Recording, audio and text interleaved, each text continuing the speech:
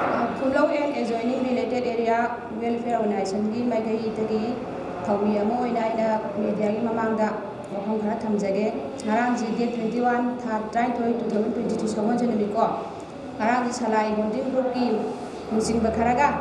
akoi gi organization ga punna phaminaraga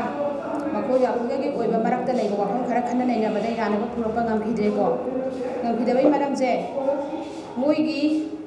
mifam de phamina gi bagi maram di मोगी side सलाई side को अखोई office Bihar Sindgi नमदना सोई लौनबा अदगी होनरपा अदे अकी तुजुम पीरपा सुम मयाम से लेबदगी मोइगा खुइगा फमिनगी बनेबा ngarang ji mifam je ko adu hari ba mifam je phamgraju moina makha na अखोई थमजगी बा मांगन सेन खरा दु सुना हंदोक पिद्री गदी मोइ खुइगा याना बा ngasi ba porapa ngam मोइ ngamju ngamdri ngamju ngam khiro मोइना खुइगा सेन दु हंदोक दिन खैदी aduna marak sida खुइगी लौखम खुइना पारी लौखम जे मोइना लैबा योनबा मरक सिदा कनागुम्बा जिंगना खुद थिंजिलबा तारगदी मसा मसाना कने तौगदबनी खुद थिंजिनबिरकनु हाइनिंगे खोइना मीडियादा हाइदि लौफम जि लैबा योनबा गी मरमदा कनागुम्बा जिंगना खुद थिंजिनबिरकनु मखाताना कोइ ऑफिस बिहार सिंदा मोइ अकी थुजुंबा जं पिरकबा तारगदी अखोइगी ऑर्गेनाइजेशन गी माइगै दिंग अंगंबा थांग खुजु मायोम याना होनागनिएबा से थमजगे आई साइडगी Khumlong and related area welfare organization asigi secretary amona aina hajari harba salai mafam da koi gi leiba senpham sing asi hantok tu bhogi haidana koina moi gi salai gi property haidare lokham se koina to khon changa ga lejabani harba lokhon changa ba mafam si makoina akhoi dagi dokhojin munabaki yam akatba pressure wana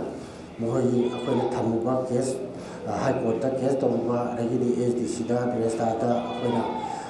athimba thanjagi si hadu aduna ba masi soi taw haidina thambir pase akoi masi yaba ngamjoi adu akoi maraktagi karaw singa soi taw bugi condition leiraga su akoi organization sigi mapung ba miyam ba madugi ayabado akoi bijalo na akoi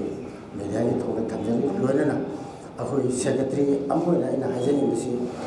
salai dagi akoina tonjagi bu sen kharadu thamjanjagi bu thawna bu hona ba kanda hari bro pam ja akoina kandra ba thinga akoi bisa do ti bo lai ba lu ba ya to bi no na ta se si marchida third party khara akoi moina lore hajana akoi khut tijal ko se masisu bedai thongda high court ki case amu lei lei da moina kamai tawdra mato kamai tawdra moina leiru no kamai tawdra moina bisa thina no har ba third party sina su har ba salai gi akoi gi Khumlong gi area da lai bi investor si gi pesa se hantok ti baudi third party tu su akoi gi mafam si da khut tijal madu to bi kan har ba pham se ai gi mai gi thanjari